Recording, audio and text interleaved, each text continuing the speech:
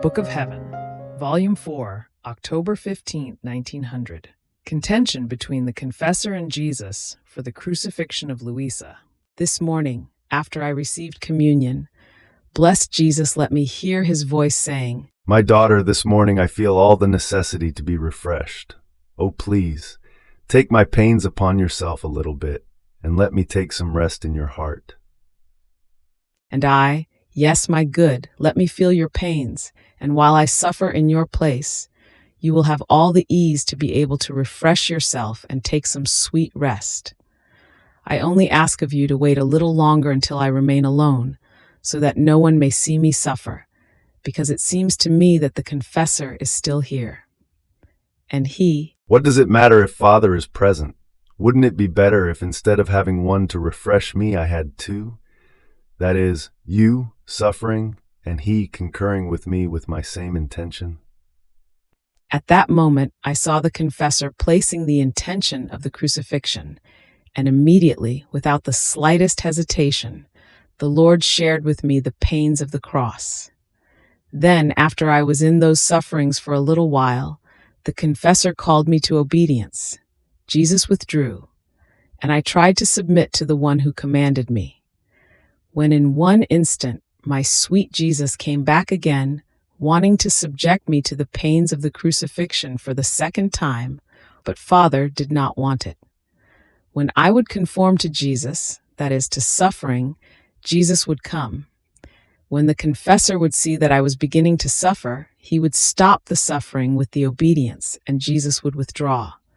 I would suffer a great pain indeed in seeing him withdraw, but I did as much as I could to obey. And at times, seeing the confessor present, I would let them deal with it, waiting to see who would win, whether obedience or our Lord. I seemed to see obedience and Jesus contending, both powerful and capable of facing a fight. After they fought well, as I tried to see who was winning, the Queen Mama came, who, drawing near Father, said to him, "My son, this morning that he himself wants her to suffer, let him do. Otherwise, no one will be spared the chastisements, not even in part." At that moment, as Father became as though distracted from keeping up the fight, Jesus, the winner, subjected me to the pains again, but with such vehemence and bitter spasms that I myself do not know how I remained alive. When I thought I was dying, obedience again called me back, and I just barely found myself inside myself. Blessed Jesus, being refreshed but not yet content, upon coming back, wanted to repeat it for the third time. However, arming herself with strength, this time obedience won, and my beloved Jesus was defeated. In spite of this, every now and then he kept trying. Who knows, he might win again, so much so that he gave me no respite, and I had to say, "But my Lord, keep still a little bit and leave me alone. Don't you see that obedience has taken up arms and does not want to yield to you? So have patience, and if you want to repeat it the third time, promise me that you will let me die." And Jesus, "Yes, come." I told this to Father, and also in this, obedience was inexorable, in spite of the fact that my sweet good was calling me, saying, "Luisa, come." I told that he was calling me, but the answer was a curt no.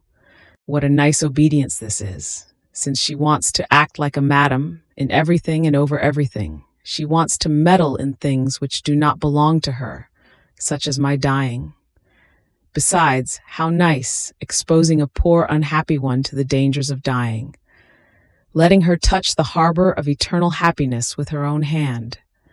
And then, to show that she can act like a madam in everything, by dint of the strength that she possesses, she holds her back and keeps her lying in the miserable prison of her body. And if one asks, why all this?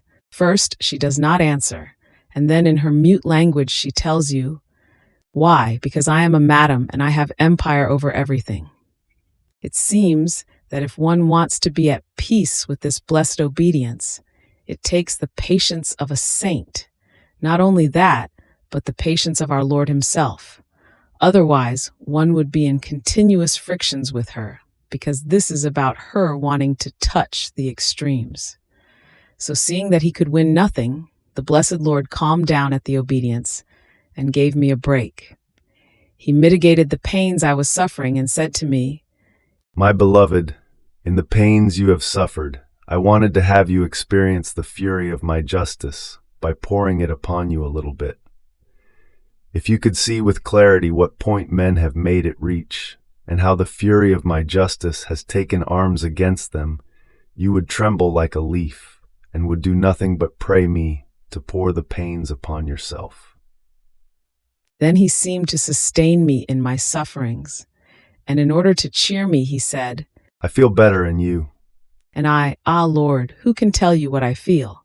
It seems to me as if I had been crushed inside a machine. I feel such exhaustion of strength that if you do not infuse vigor in me, I cannot come round. And he, My beloved, it is necessary that you feel the pains with intensity, at least once in a while. First, for yourself, because as good as a piece of iron may be, if it is left for a long time without putting it in the fire, it always comes to contract a little bit of rust.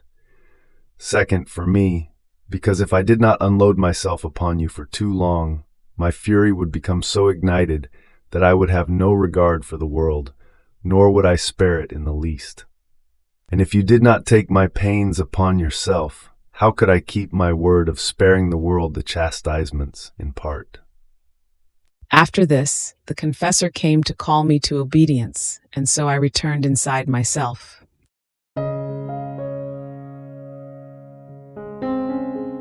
Thank you for being a part of our community here at Divine Will app.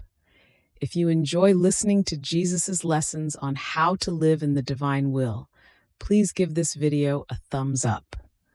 Your likes help us reach more souls yearning to live in the kingdom of the divine will. We'd love to hear your thoughts and reflections, so drop a comment below. Your insights not only enrich our community, but also inspire others on their spiritual journey. And don't forget to subscribe to our channel.